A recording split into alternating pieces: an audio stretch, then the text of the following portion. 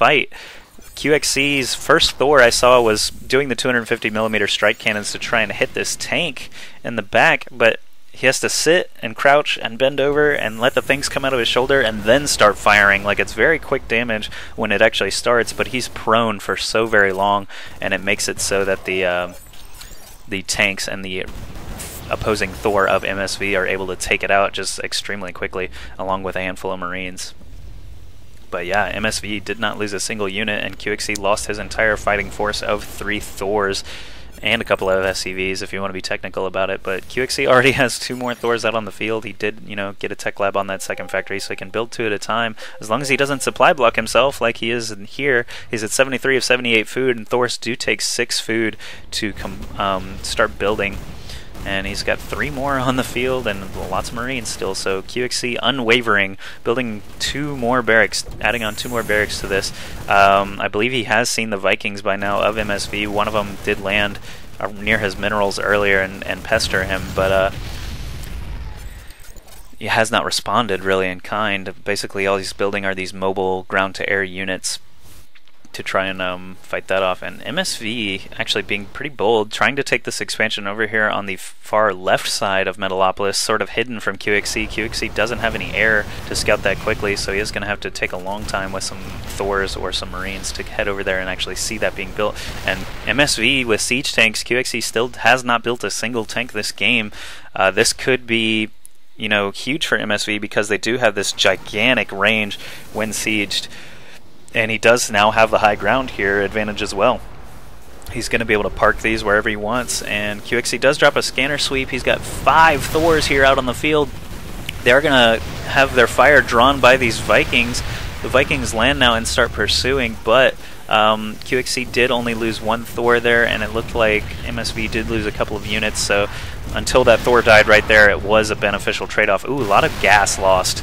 All these Vikings landing and dying make for a lot of lost gas, and the siege tanks are now dying as well. QXC finally getting... oh no, he had a lot of repair forces there, but the siege tank splash just kills off repairing SCVs and the Thor at the same time. And these walking Vikings are going to try and score this last Thor kill, but they are going to back off now. He really wants to hang on to this high ground advantage for as long as possible because, the sieged tanks right here, if QXC tries to come up at all, if he tries to poke his head in at all, he's not going to be able to hit those tanks for a while with these slow-moving Thors with the inferior range. But landed Vikings versus Thors, keep seeing this battle, and Thors are going to win that one every time just because the little light machine guns of the Viking don't really do anything to these Thors while they do huge blasts to the Vikings. But MSV able to get an expansion up here during those couple of exchanges. Really amazing that MSV is able to keep his macro up like 120%. He's now running off of 4 bases. He's still got minerals here at his main. He needs to transfer a lot of these SCVs now. They are going to waste right there when he could easily drop some here and some here. But QXC still running off of basically 1.5 bases. QXC way oversaturated as well. Let's check out the units. Just curious. He's got 74 SCVs on the field for MSV versus 57 SCVs on 2 bases for QXC is nuts. That's crazy. That's way too many SCVs. He's just been cranking out SCVs this whole time, trying to, I don't know, have enough to transfer by the time he takes another expansion, but he never took the other expansion.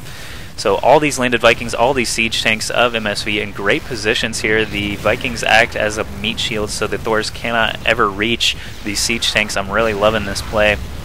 No repair forces in the area for QXC. He's going to try and escape with his last remaining Thor, but really all these Vikings have to do is pick up and land behind him several times. But MSV realizes now, hey, I've got a ton of units. QXC has basically nothing left. Let's go ahead and try and push onto his main, or at least his natural, try and siege his natural. And again, these Vikings acting as meat shields while these siege tanks just shoot from afar. Lots of bio units now for QXC out on the field. You see these Marauders basically splat into the ground. And he is not going to lose any of these Thors just yet. MSV keeping max siege vision available with this walking Viking. Good job. And no. He is not going to get that Thor kill right now. MSV sending now the floating barracks to give this siege tank its full vision, and you know, the barracks of course has 1,000 health, and it takes a really long time for these Thors to try and kill. MSV building turrets next to his siege tanks just in case any air does come out for QXC, although he hasn't seen any to this point. Still not a terrible idea. One Thor is lost there to that siege fire. Second Thor losing its short-lived life.